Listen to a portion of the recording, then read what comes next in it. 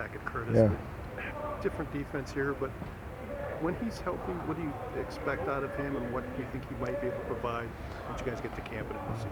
Yeah, I'm. Do you talk about a fan of Tackett other than probably a family member? I would be certainly, you know, in his fan club. I mean, he the run and hit factor, a guy that is kind of a see ball, get ball. Still a young player. Like you said, new defense and everything else, and he'll continue to work to pick those things up. But in terms of style of play, everything that I think Wisconsin football wants, certainly on our side of the ball, I think he possesses. Like you said, I haven't seen as much of him, but he'll get right and he'll be ready to go. And I think the sky's the limit for him. I really do. Not to put any pressure on him, but see a guy that again, physicality, the want to, the toughness, kind of everything you want in a kid. So he'll get there and he'll be that for us. Obviously, it's not ideal not to have Dwight this spring, but has it allowed you to get a look at some other guys and let them have some opportunity? Yeah, I mean, first spring for me, obviously selfishly, you want to get a chance to work with all the guys, and so certainly some of these guys have history here.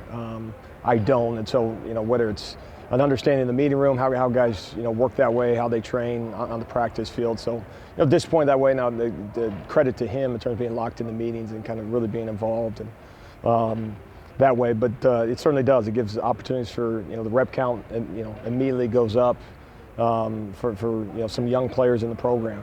Like a Braden Moore and JT and so now you get what's a 4-play set and maybe go through a team period or something like that. You may get 10 to 12 reps, now you're getting 18 to 20. And so absolutely gives it big time for them just because you see more things. You get a chance to see a real world, and you see from a tempo standpoint. And a lot of times for young guys, especially if they haven't played the year before, you spend so much time seeing other people do it. And again, the right way to do it is you learn from that and you gain experience that way, and that's the appropriate way to do it. But there's nothing like being out there yourself. So it's been good for those guys specifically. Some of those young guys get those reps. What have you learned about Hunter Wohler in a couple months here, specifically on the field and how he can be dynamic? Yeah, just where you want a guy, you kind of look up and 24 is there, and it is a credit to him, obviously credit to previous coaches as well, credit to the staff in terms of getting him in tune to this particular defense over a year's time. And he just has a great grasp of an understanding of field spacing, where the eyes of the quarterback were not directed, but where he's actually looking, having the spatial awareness as a post player or a half field safety, and understanding when I have the appropriate depth and when I need to gain more. And he's one of those guys that you don't find a lot in the way of deficiencies, which is really, really good. And so, one of the things for us is how can we get him at the point of attack? It's just you want him in the post, but you want him in man coverage. You want him in the flat, but you also want him on the half. So, fortunate or unfortunate, there's only one of them. So we got to play with 10 others, but been just very impressed. I mean, I could downplay it. That'd be inaccurate. On my part to do so, but been very pleased with him. He's a dude, so it's fun to coach. Braden Moore is a guy who was known for his athleticism coming out of high school. Has his other aspects, like physicality especially, kind of surprised you early on as you've watched him? Yeah, willing to put pads on people, and I use that term run and hit factor. Guys that can run, that's a great quality, but okay, what do you do? We talk about intentions when you get there. The ability to put pads on people and the willingness to do it versus the want to do it. There's a big difference between the two, and he wants to put pads on people. And so, he's one of those young guys that's got a lot of reps this spring, and by and large, I would say that, not having the same meeting over and over again with Braden. That sometimes with young guys, you tell them again, and so I give him a lot of credit that way. And obviously, with all things, there's things to certainly coach, but been impressed with him, thus far. And he's one of those guys got to, continue and finish the spring the right way. Take all the necessary steps over the course of the summer, and fall camp's going to be huge for him. But it's certainly a good young prospect. When it comes to these players in the room, third voice in 3 years, but one of the players yesterday mentioned it's been sort of like a seamless transition, just as an assistant coming in and just knowing how many players have had different voices over time. Just how did you kind of approach going in and talking to the players and building the rapport that you have so far? Well, I think a lot of it credit to them, in just terms of their ability to be willing to accept a new voice, and obviously I think it's also a credit to the coaches prior to and the coaches that are currently here, and Coach Fick and Coach Tress and all that in terms of the quality.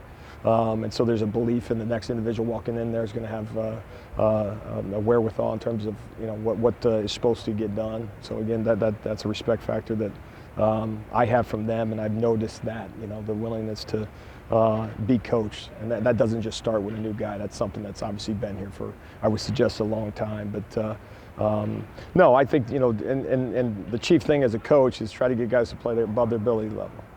How can you help an individual play man cover? I mean, how can you help them in space to get a ball carrier on the ground? How can you put them in a situation that they have a more comfort level in the zone coverage concept? How can you help them with their eyes and all those things? And so I think as long as the guys see that the motivation on specifically, I guess the question is specific to me on my part, is that they understand the motivation is try to get in the best position possible to be successful within the 111th on the defense, but most specifically for them individually. That I think they understand that's the motivation and not part of the motivation. That's the sole motivation in our time together. Talking about Hunter, yesterday when we spoke to him, he was a guy who said something he wanted to improve on this year was splash plays and improving coverage. As a coaching staff, maybe, what are certain ways that you can help him kind of put him in those situations so that he can accelerate? Yeah, and I think some of that was probably more so in the fall conversation. Once you start getting into games and some of those things, and because you got to be very mindful that you do only have one of them, and the last thing when I come out of the game is Hunter's not at the point of attack, and so we got to be conscious of that. But that's something that we talked about is as a defensive back, and it's tough to say splash is the right term, highlight, and it's really that's the highlight play, but it's the play that makes you different than another the same guy, the same position, wearing the same or opposite color jersey or a different helmet. That wouldn't show the same. It's the play down the right sideline, you're lined up on the left, doesn't matter the call, coverage, whatever it is, and then it's kind of like that, where that guy come from type of moment. It's the play that's in the box, right? That kind of gets bundled up and then bounces to the outside, but there's a knockdown piece very quickly in it. So finding those opportunities, the play that maybe if you drew it up on a chalkboard defensively, said this thing isn't, the ball's not going to get funneled to Hunter, but still finding a way to be involved in that, or a corner, that's in man coverage on down the sideline, deep ball, he's in the post, showing that range. We say seam to seam as a post player, but we say real ones can go numbers to numbers. So that's the challenge for him is showing that ability to track that way. And so just finding those moments, obviously within the structure of the defense, I think that's something that, he's hunting plays, which is a good thing.